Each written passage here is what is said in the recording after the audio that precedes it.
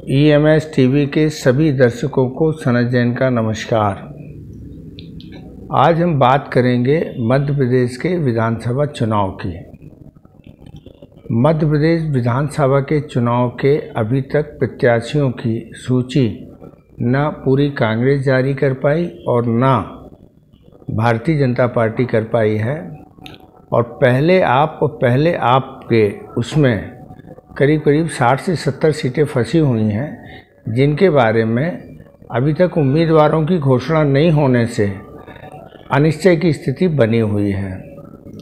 इस बार का चुनाव मध्य प्रदेश के लिए बड़ा ऊहा-पोह का चुनाव बन गया है। कांग्रेस संगठन पिछले चुनाव की तुलना में थोड़ा सा सक्रिय रहा है और वो 3.5 साल लगातार तैयारी करता रहा है।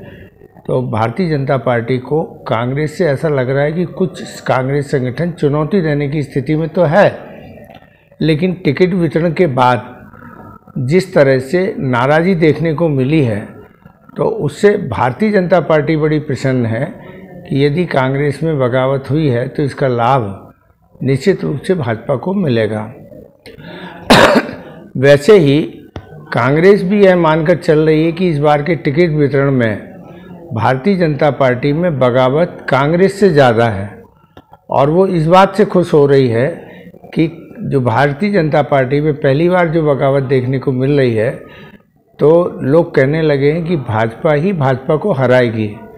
और इस बात को राष्ट्रीय महासचिव कैलाश विजयवर्गीय ने कोई महीने पहले कहा था कि भारतीय जनता पार्टी को केवल भारतीय जनता पार्टी के कार्यकर्ता ही हरा सकते हैं और किसी में कांग्रेस में दम नहीं है।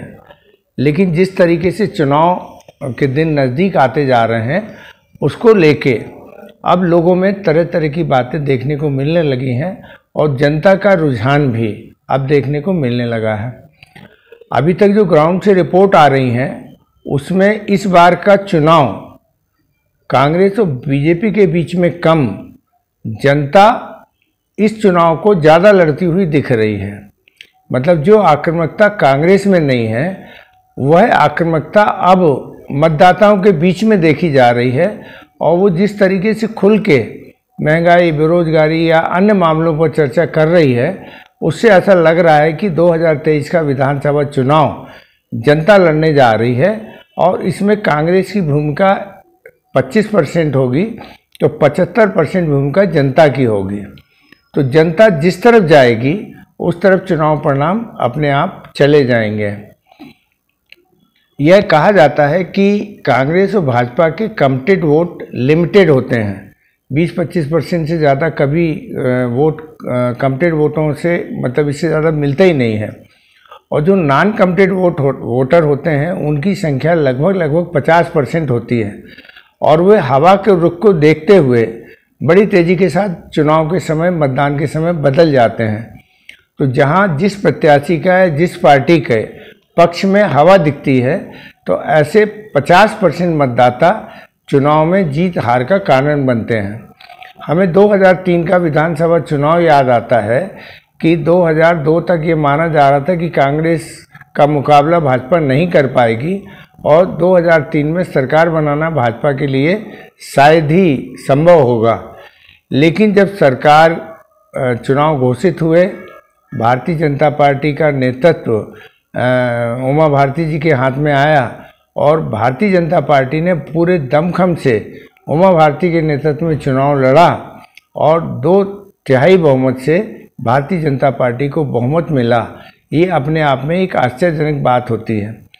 तो उस समय भी जनता जो है दिग्विजय सिंह के शासन से नाराज़ थी और दिग्विजय सिंह सरकार के खिलाफ एक जो जनरोष देखने को मिल रहा था, उस जनरोष ने आखिरी समय पे एक अपना रुख दिखाया और कांग्रेस की सरकार चली गई और भारतीय जनता पार्टी की सरकार भारी बहुमत से चुनाव जीतने में सफल रही।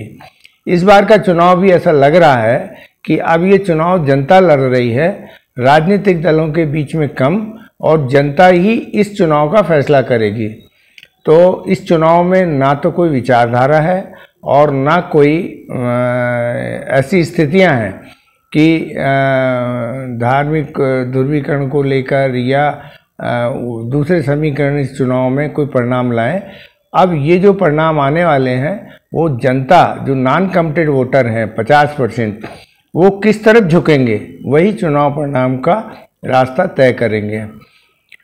माना जा रहा है कि यह चुनाव जनता लड़ रही है और कांग्रेस और भाजपा उसमें एक भूमिका जरूर अदा कर रहे हैं, और चुनाव परिणाम जनता ही तय करेगी कि किसकी सरकार बनेगी।